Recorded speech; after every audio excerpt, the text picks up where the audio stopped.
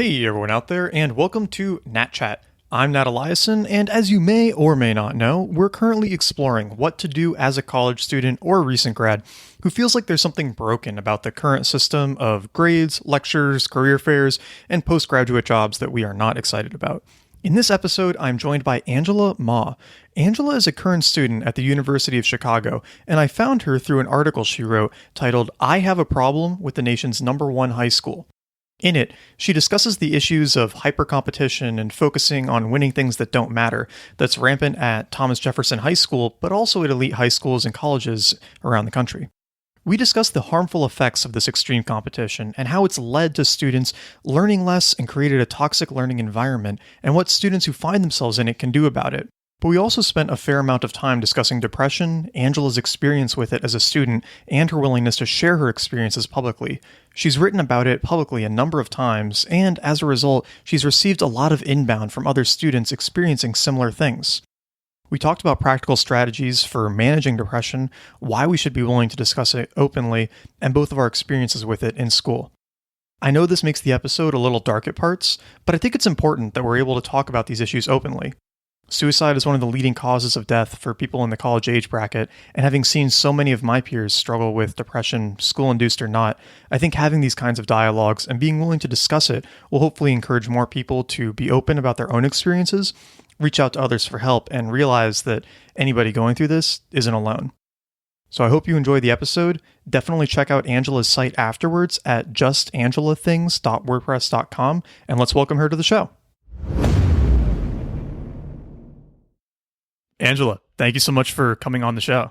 Yeah, of course. My pleasure. And the audience has a little bit of a preview right now, but what I was really hoping we could do in this episode is touch on two really, really important topics that you've written about on your site. And the first one of those is around this issue with high schools and colleges and the uber competitive environments that surround them and that students are kind of subjected to within them. So you have this great article, and we're going to link it in the notes and everything, but it's called "I Have a Problem with the Nation's #1 High School."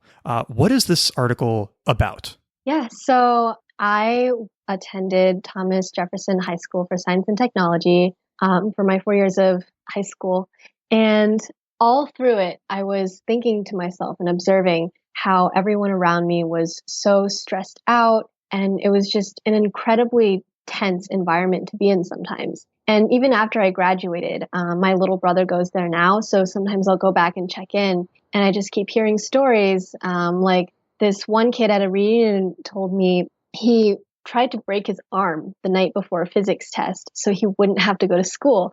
And so I just kept hearing these things. And even as I was in college already, I kept thinking back to high school, like something just isn't right about the way kids are interacting with academics. So this was kind of just baking in the back of my head for my first 2 years of college. And then one day I kind of just sat down and wrote it all out. And I didn't expect it to get as many readers as it did, but I think the situation is something that a lot of people think about, but no one has really talked about yet. So yeah, that's kind of an overview of the blog post. It talks about the pressures that kids face in high school, some specific examples, maybe things we can do to start combating that and things like that. What were the biggest pressures for you when you were there? Yeah, so in the beginning, coming straight out of middle school, I was a very grades-oriented kid.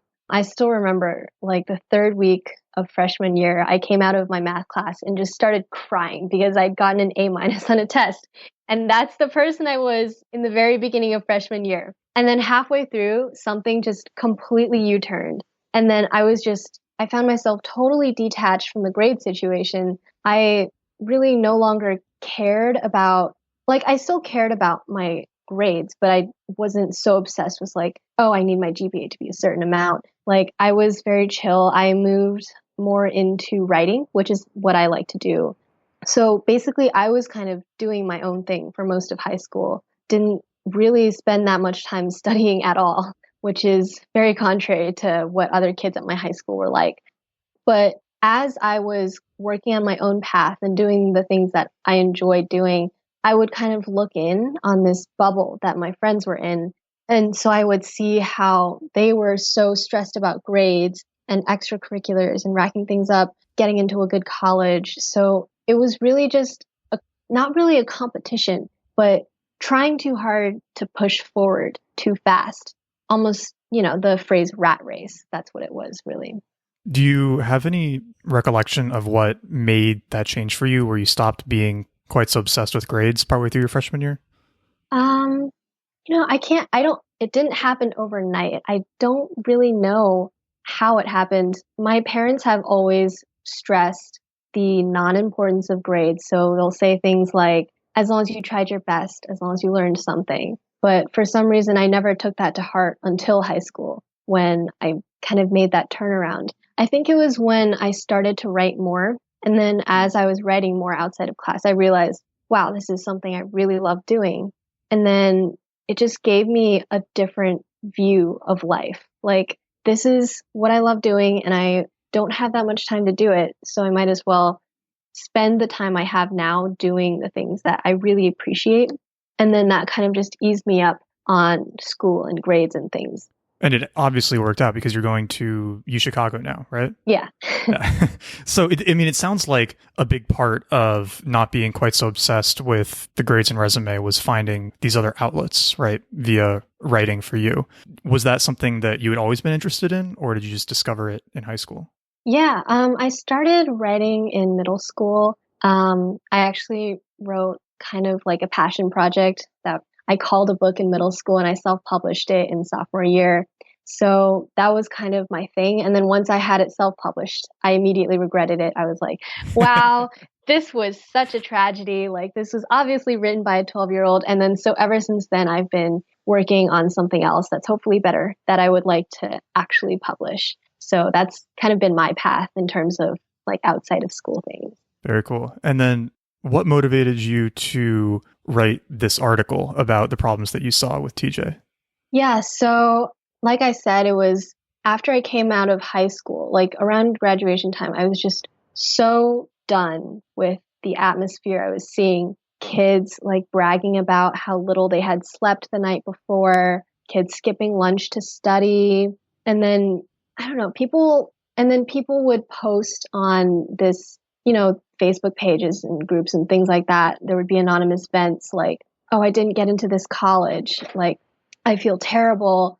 I don't see a reason to live anymore. And it was all because of like a grade or a college. And so those were things I was kind of frustrated about. Like, why can't people see that this just doesn't matter that much?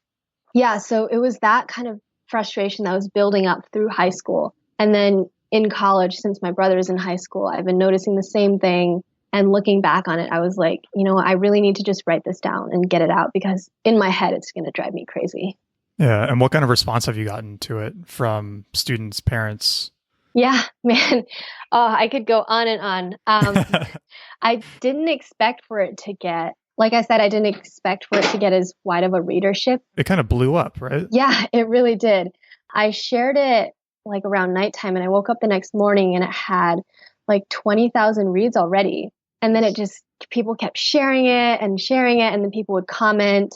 I got people emailing me, and it was really interesting to see because what I noticed was all of the students, every single student who commented on it, whether high school or college, most of them agreed. Like, they were like, this is an issue I'm seeing. There were some students who were like, oh, I don't think this is a problem, or they disagreed with some of the points I made. So the students, I would say most of them agreed, but definitely there were some people who disagreed. The teachers, every single teacher agreed. They were all like, we're sharing this. This is so important. So I think that's almost the most telling out of the responses, because the teachers are really the fuel behind the education system. Like, the teachers know what academics are made for. They know what they're meant for. And so if the teachers also see this problem, then it's definitely a problem. So that's the students and the teachers. And then the parents were really the ones who were conflicted about this. There were, I'd say, maybe it was 50-50. I don't know. But they were very polarized. Like, some parents were like, oh, absolutely. This is so real. I'm definitely sharing this with my kids. I totally see where you're coming from. And then other parents, I also got a lot of hate mail on this post, which, yeah. From parents? Yeah.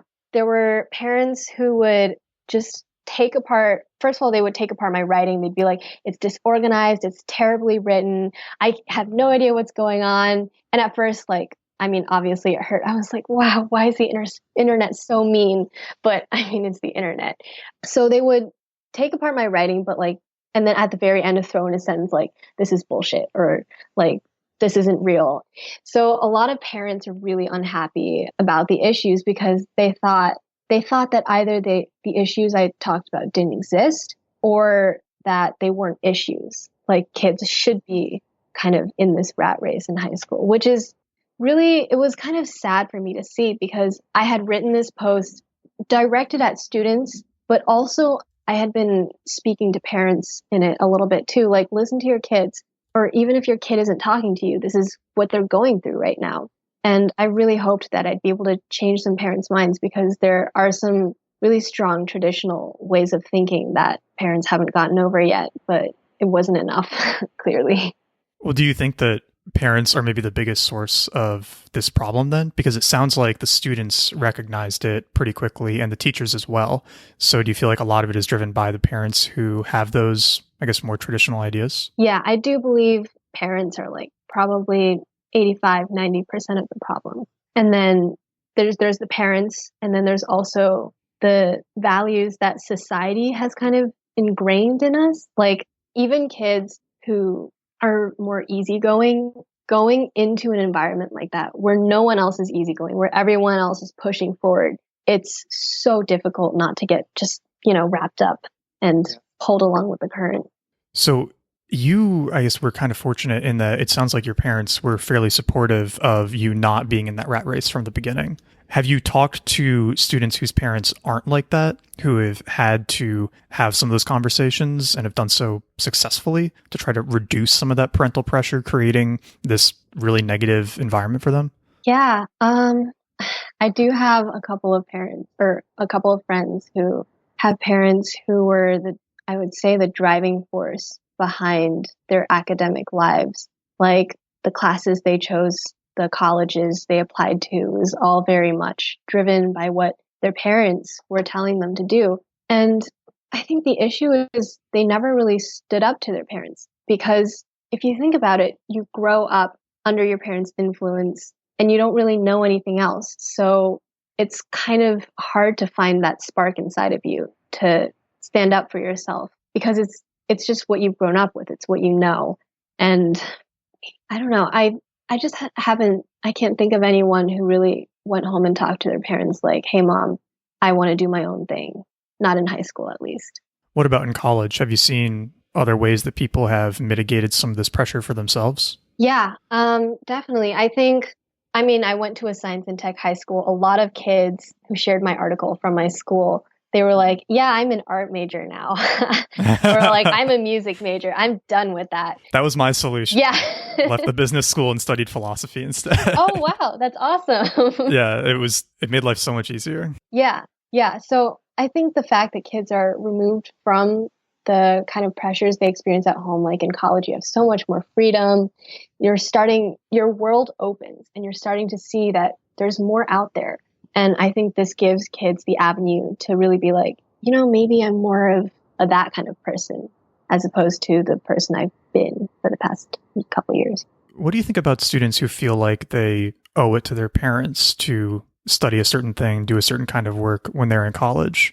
How much weight do you think there is to that? Yeah, that's definitely something that people brought up in the comments, that I'm going to be honest and say I really don't know how to approach that, because like I said, my parents have always been 110% supportive of me just doing whatever I feel is right. And I've heard that there are kids whose parents, will stop paying tuition if they switch majors. Have you heard of anyone's parents actually stopping paying tuition or just threatening it? No, I haven't heard of anyone actually doing it, but by the way they're saying it, I think that some parents might actually be serious about it, which was interesting to me. It's kind of scary. It really is. And especially because they're your parents and they love you and you love them. And I don't know, as a kid, you've grown up, they've provided so much for you, you don't want to disappoint them. So like I said, I don't know how I would approach a situation like that, just because I know if my parents were disappointed in me, I'd do everything I could to, mitigate that. I think it's all about open communication, though. Telling them how you feel about these problems and trying to create some mutual understanding there. Yeah, definitely. Like maybe putting aside an hour to just sit down and be like, hey, mom, we really need to talk about the kind of person I am, what I want for my future or something like that, as opposed to just being like, I'm switching majors. Deal with it. Yeah. Again, I have no experience in this, so I don't think I can really say anything. Yeah, no, it is hard. And especially if you are not used to having really open conversations with your parents, which I think a lot of people aren't, unfortunately, then this is probably a pretty hard subject to start doing that with. So I imagine you hit a lot of the same environment at U Chicago, right? That you were talking about at TJ? Yeah. In a different way, though. It's definitely more career oriented now. At U Chicago, we're kind of a big feeder school into consulting and finance, which I think you're probably familiar with. I think every top school is. Yeah.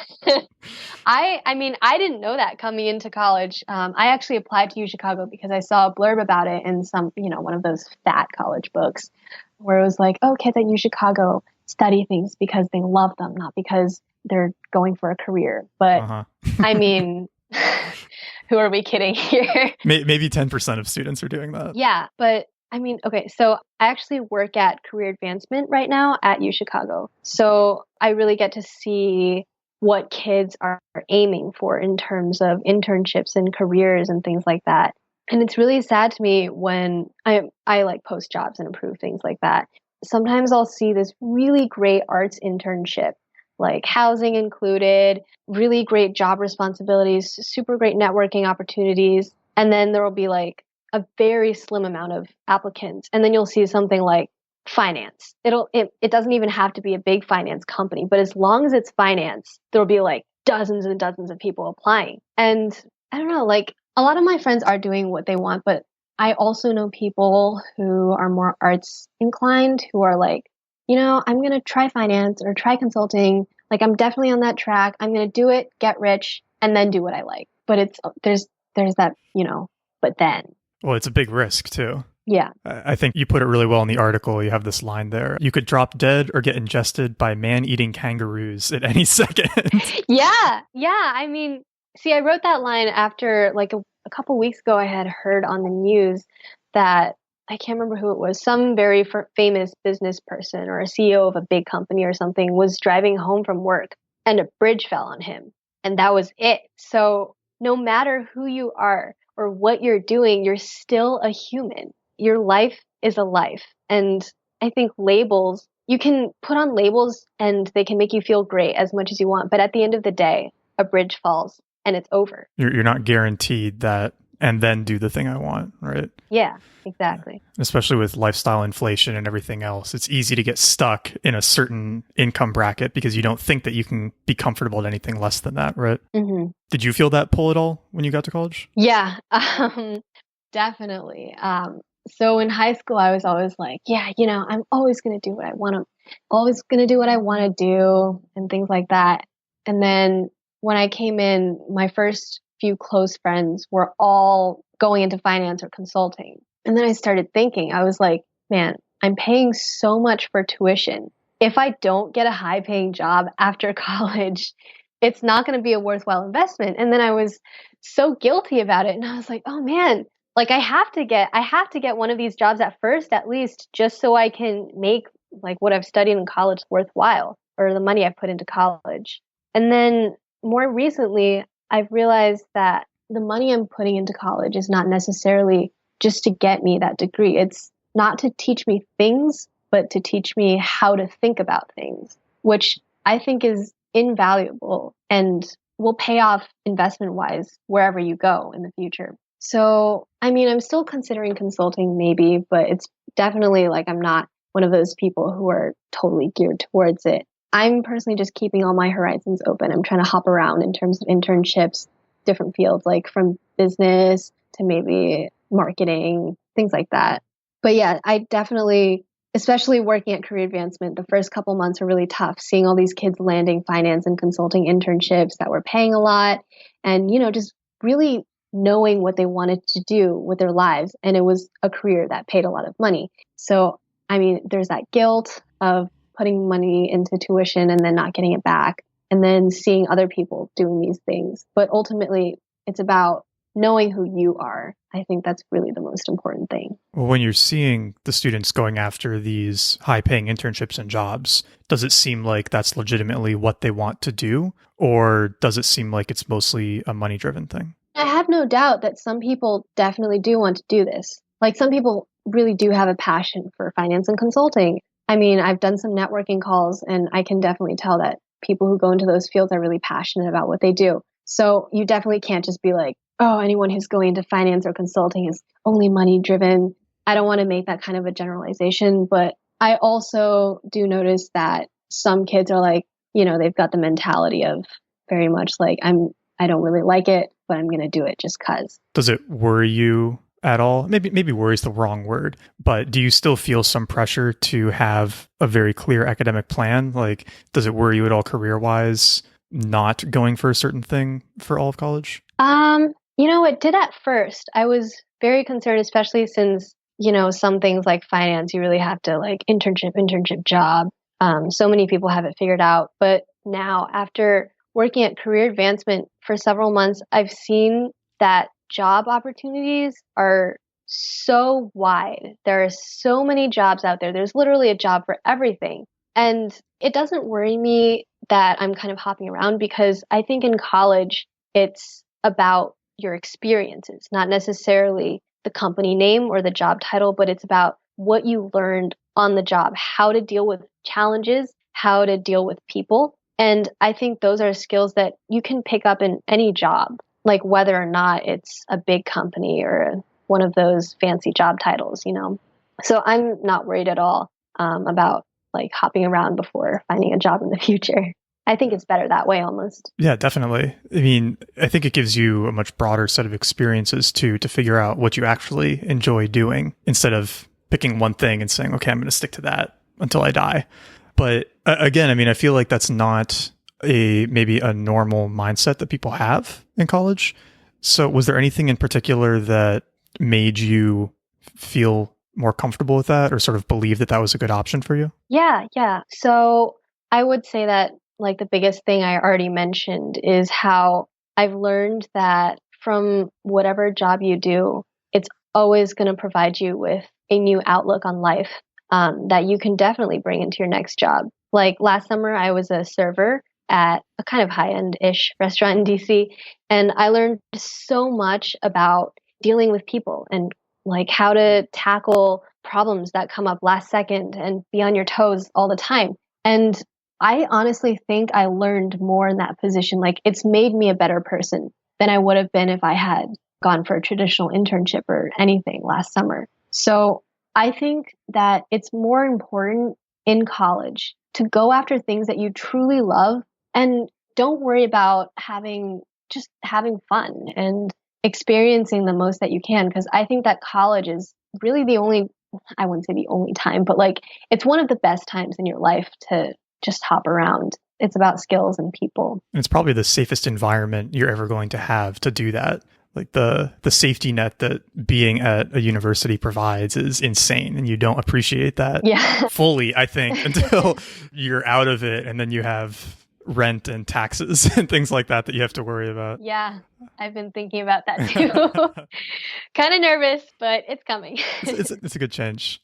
How big of an issue have you seen cheating be at UChicago? Because you mentioned it as a problem with TJ too. Man, I really don't want to say anything bad about UChicago just because, okay, I'm just going to put it out there. I'm going to put this out there first. UChicago is amazing. I'm the happiest I've ever been here. The students are some of the most motivated people, passionate, driven, happy that I've met. And I love it here at UChicago. But like with any other top school, I mean, cheating is definitely a thing. Kids pass around the answers to problem sets. Kids cheat on exams. Like, it's not a problem that's specific to any school, like whether it's a college or a high school. If there's any sort of stress or drive to move faster than you should be moving, cheating is going to happen. I feel like that's what was particularly interesting about how you brought it up in the essay is I think that, I saw the same thing at Carnegie Mellon, where it wasn't that anybody was necessarily like a cheater or that they were motivated to just cheat their way through everything. It was that this crazy stress environment basically created an environment where that was mutually sanctioned with everyone. Right. I don't know if it's quite as hectic class-wise there, but oh yeah, definitely. It probably is. I mean, it's so interesting to see that there was this sort of mutually agreed upon medium amount of cheating that was just acceptable for everyone. Partially, I think, from this stress to perform and trying to get, the perfect GPA. And then you end up in these weird situations where it's almost a game theory situation where if you're the one student not doing it, you're at a disadvantage because it's so common and ubiquitous, even in subtle ways. Yeah, this is actually something I was talking about with my boyfriend a couple of weeks ago. He brought up the exact same problem. The kids in his class all had the answers to the problem sets. And he, by not using them, he was automatically at a disadvantage. And I thought about this, and it's kind of the same way for one of my econ classes. Like, there are answers to problem sets floating around that would definitely be helpful. But ultimately, like I mentioned in my article, cheating, it's not a problem, it's a symptom. So it's not necessarily beneficial to fix the symptom. You have to really fix the problem first. So I kind of settled with this from a young age. I promised myself I was never going to cheat on anything, which has been hard at times, but I've never let myself fall into that trap. And the way I think about it is I ask myself, why am I here?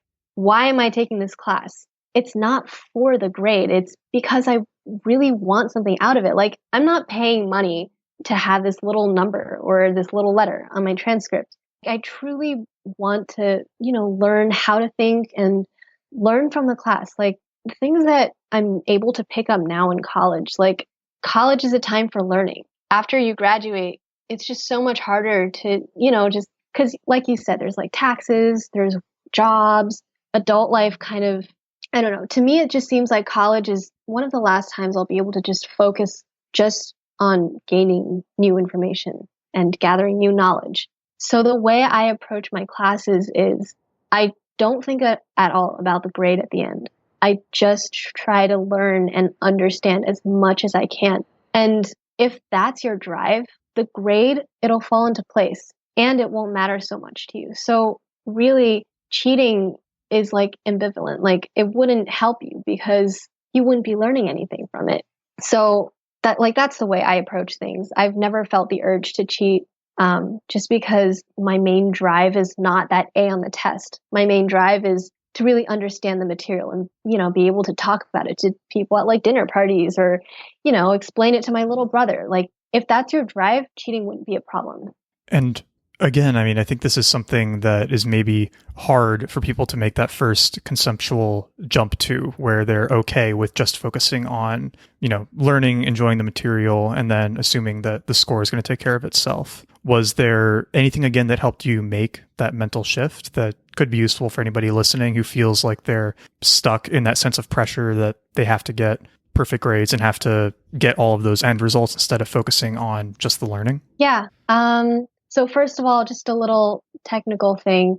Like I said, I work at Career Advancement, and I've overheard that GPA really isn't that important, especially a couple of years after. Yeah. Okay. Well, you know this, but a lot of kids in college don't see that. With certain exceptions, right? Yeah, that's true. I think if you're going to try to go to Johns Hopkins for medical school, yes, of course you need it. And certainly, I think certain firms will do a GPA cutoff at different colleges, but then you're right, kind of beyond that. And if you're doing anything tech, personal, creative, nobody cares. But yeah, sorry, go on. I cut you off. Yeah, no. That's that helps my point. So yeah, I've noticed that a GPA cutoff, you can always, if you've had some really cool experiences and things like that, you can always move past it. If you know how to connect with people and you've had some life experiences that really allow you to contribute something else. But that's my thing with GPA.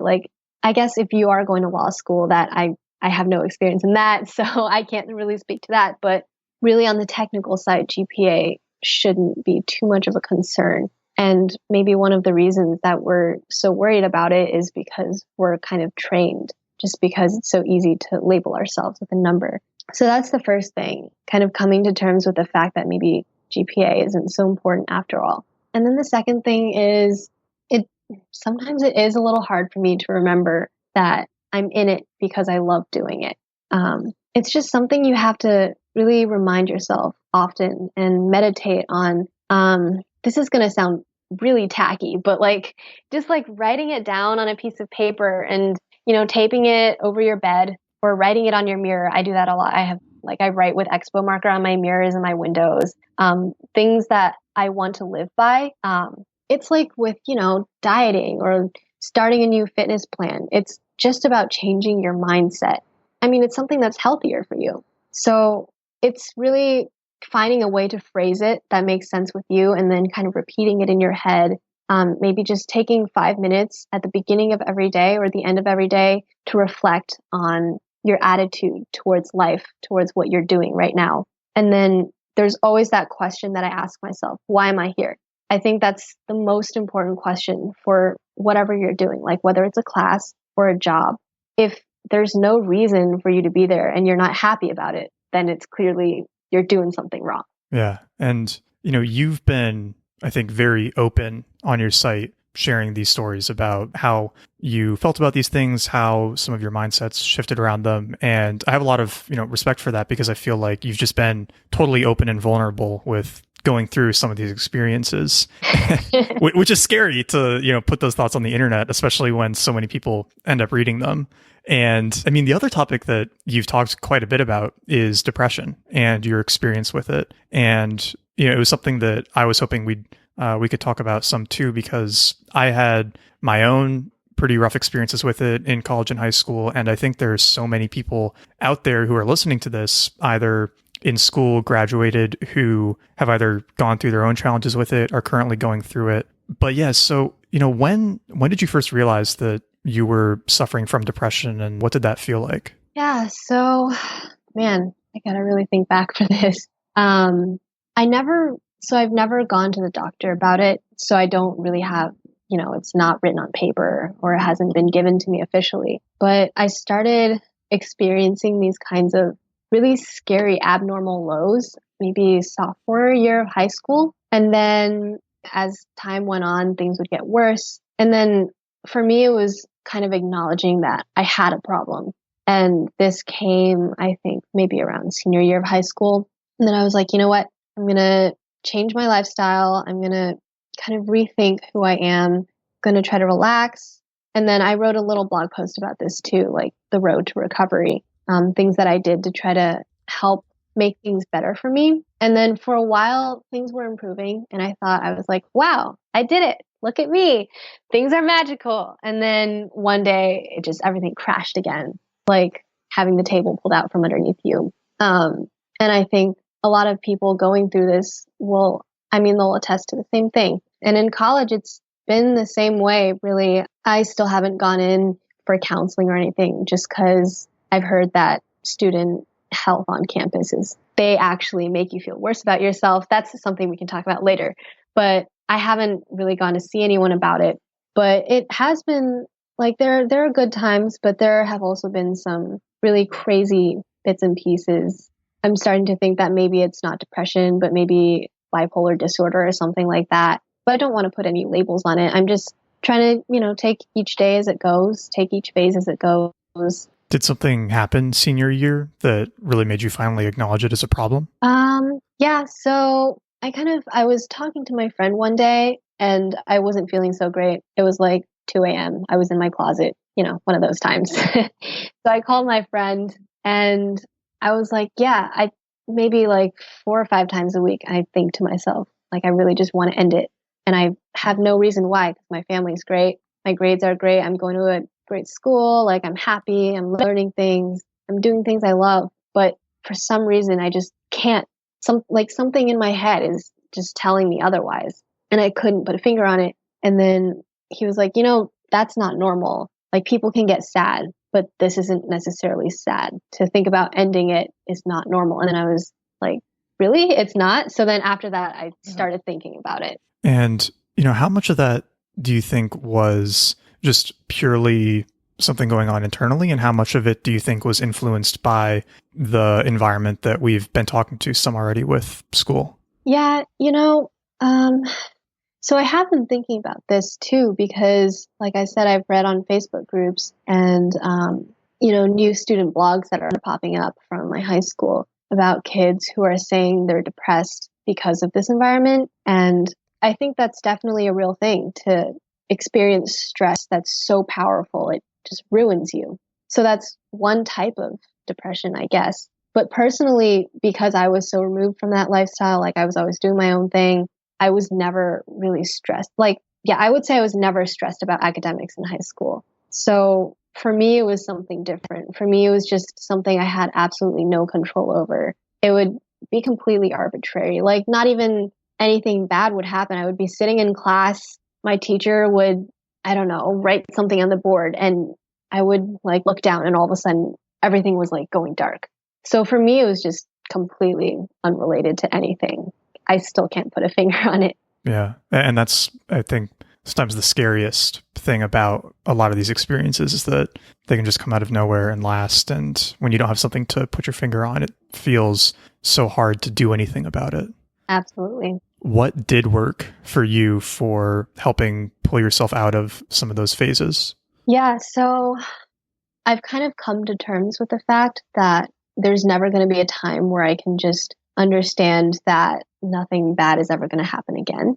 So I've kind of come to terms with the fact that the future's coming and there are going to be some dark places in it, and I'm okay with that. I can handle it.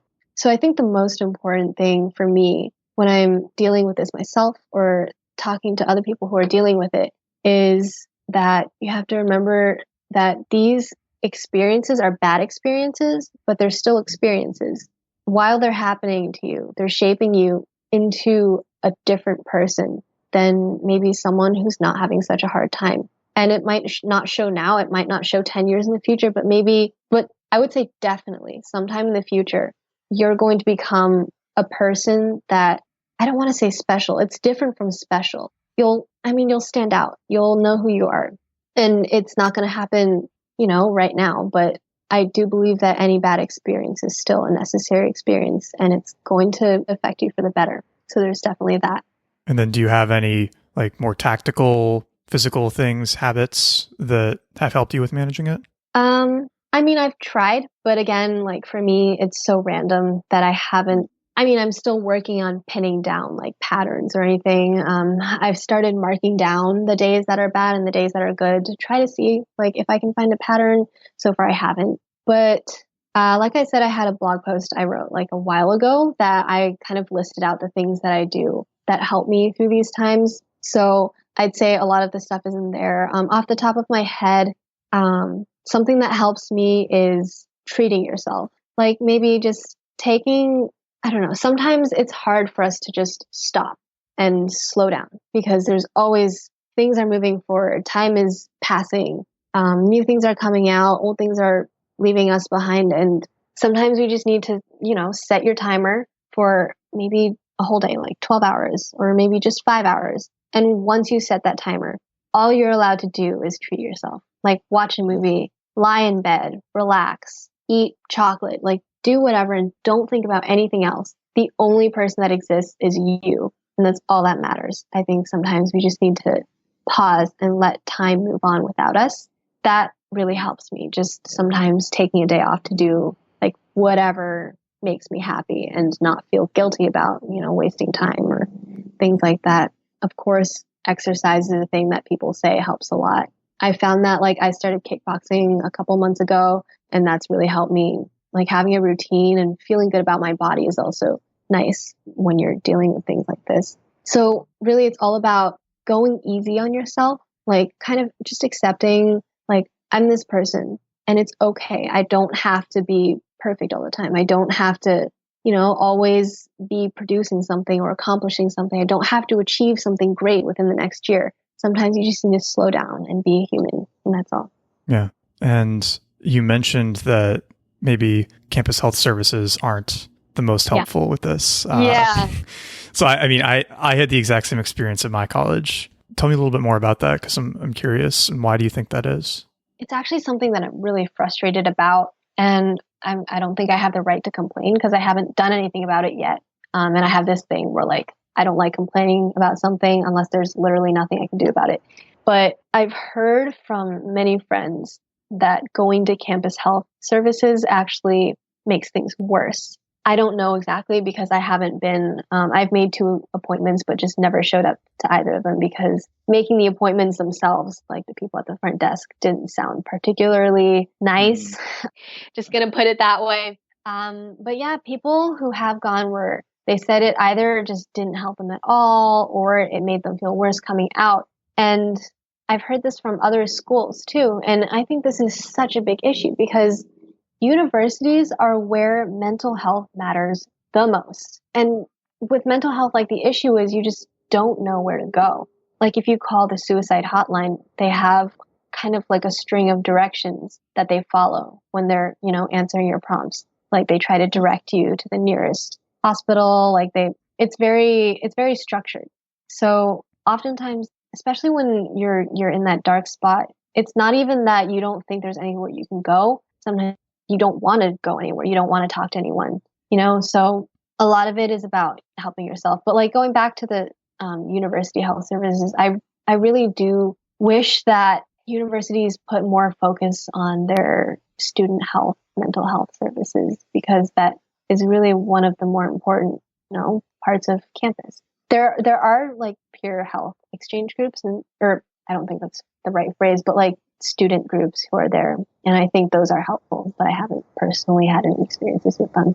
Yeah, it seems so strange that colleges have underinvested this much in making sure that their students are mentally healthy. It does seem like a fairly common issue at top universities. Pretty much everyone I've talked to who has either gone through this or knows someone who's gone through this, they've had some dissatisfaction with how the school handles it. And with some schools, even they're so averse to letting it become an issue that they'll almost try to push out or send students on leave who seem like they're particularly bad cases. I've definitely heard that too. Yeah. Yeah. So there's always like a concern about reaching out too, because you don't want to be forced to leave campus or, have it on your record or something like that. Yeah, and you can imagine that if these symptoms are at least being exasperated by the pressure cooker environment, then telling someone that they have to take a break from that academic career that they're so invested in, that probably only makes things worse.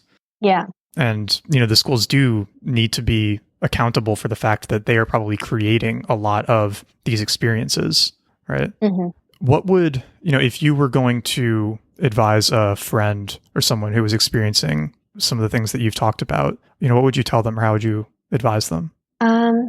Like I said, I would say, first of all, be comfortable with yourself. It's about really just knowing who you are. And another big part of it is, the people you hang out with. You don't need like a huge group of friends. All you need is maybe 1 or 2 people who are there for you. And I can't say this for all families, but I personally know like my family loves me very much and I'll always know I have them to fall back on. But in terms of friends, it's so important to find at least 1 or 2 people who truly are there for you. And like I said in my blog post, I'm willing to if you're having issues, like please reach out to me. Like I would be willing to be your person. I'm always willing to give out my phone number, like to talk whenever anyone needs it. And I think also being that person for other people will help you as well. I know sometimes when I'm feeling down, I'll reach out to other people and be like, hey, how's your day? How's your week? Is everything going okay? And I think that being able to help other people is really what's helped me the most of all.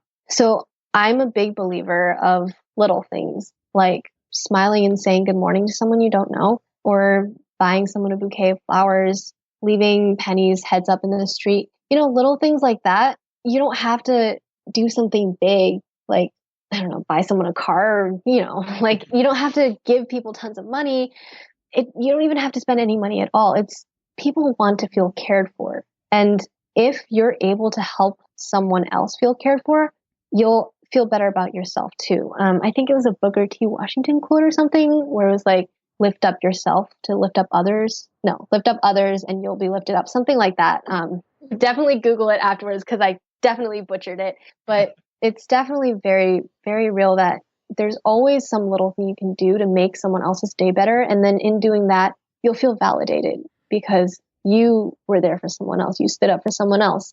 And even if you don't have someone there for you, it kind of in a backwards, reverse kind of way makes you realize like there are people like that in the world. You just have to remind yourself that you might not be in an environment where there are people like that right now. But I mean, it starts with yourself. And if you're in a dark place, it always helps to go out and help other people. And I think maybe one of the biggest challenges for somebody feeling this way is telling someone and sharing that. And especially when you believe that you're one of the only people feeling it and that you're alone in these emotions and that you're, I don't want to say it. Yeah, I mean, I think that sometimes you do feel like, oh, I'm screwed up. Oh, I don't want to put this on other people. What made you feel more comfortable sharing it so widely like this? Because now having thousands of people read about it, right? And now people are listening to it, right? Most people don't have that confidence or that comfort. Where do you think that came from? Yeah, that's actually interesting because I'm more of a private person, which is ironic because I have a blog that I talk about my life. So I didn't tell anyone about this. I told like maybe one friend. My family didn't know about it. It's kind of a shocker for them to read the blog post. Oh, they didn't know until you published. Yeah, and I didn't send them the post either. They found out through their friends.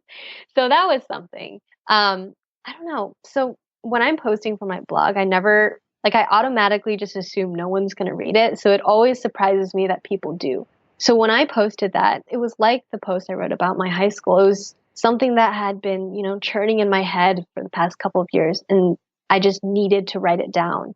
Like for me, writing is not something that I like to do. It's something I need to do. Sometimes the words are just there and, I need to put them out on paper. I need to, type it out, publish it, whatever. So I kind of just did that and published it and didn't expect for people to read it at all, but people did. And then I got a lot of emails from people, a lot of Facebook messages from strangers, like all over the world. I'm actually still in touch with someone in France who reached out to me and he was having the same issues. And it really just hit me that so many people are struggling and so many people have been quiet about it. So I don't know. I'm still trying to brainstorm on ways I can connect people who are having the same issues, but really it's important to remember that you're not alone. Like that's the biggest thing I learned from my blog post. Like first of all, people are willing to be there for you. And second of all, there are also people who are experiencing the same thing. And again, like if anyone wants to, feel free to reach out to me personally. And I think something about writing too, I find it almost gives you ownership over whatever it is you're struggling with, where almost just the act of explaining it and putting it out there in some ways, it feels like you have a bit more control over it. It could be a good exercise for anyone listening. Not that they have to post it publicly or anything, but even somewhere private, right? Writing it out and how you're feeling about it and your experience with it, even if you're not sharing it anywhere. At least for me, I've always found that to be very therapeutic. Yeah, and definitely not even just writing. I mean, writing, art, even sports or I don't know, like making cards, taking a walk, anything that allows you to put thought to channel your thoughts into something else. That always helps.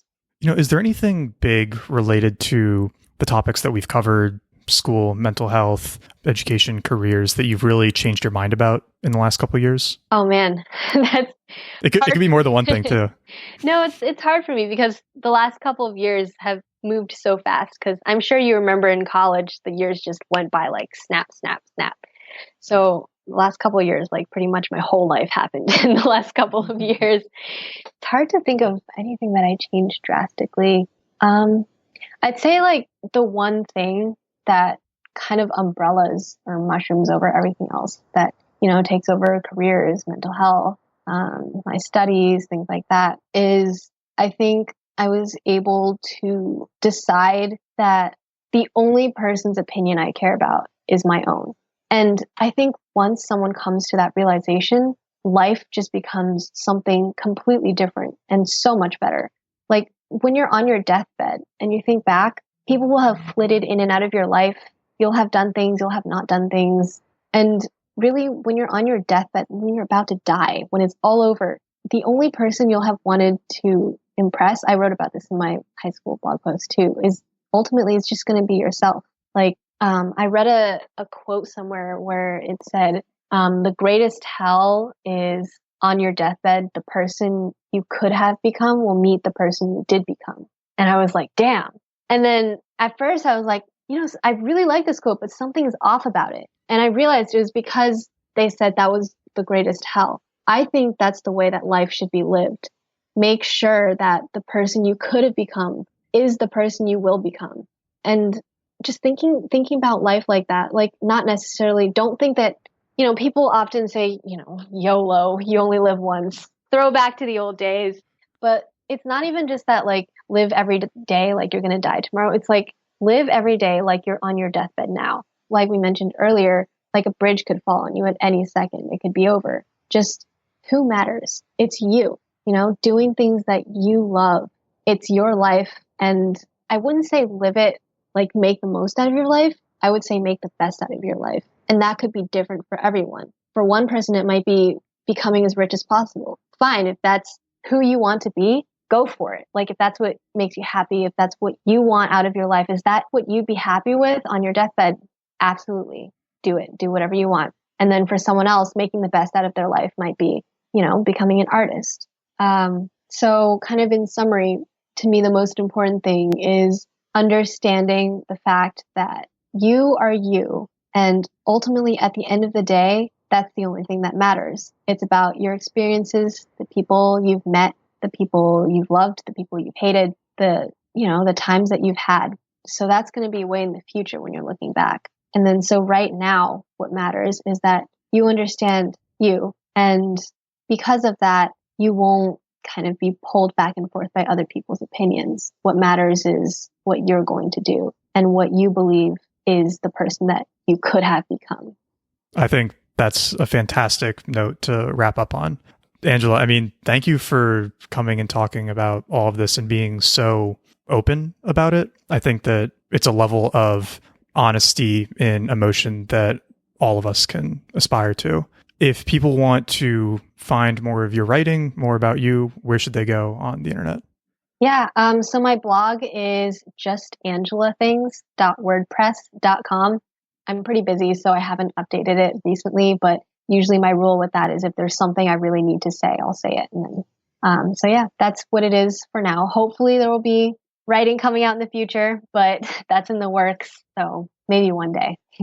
And any particular social media that you use the most? No, I wouldn't say, not social media wise, just the blog. That's great. Yeah. Another thing that the rest of us can aspire to.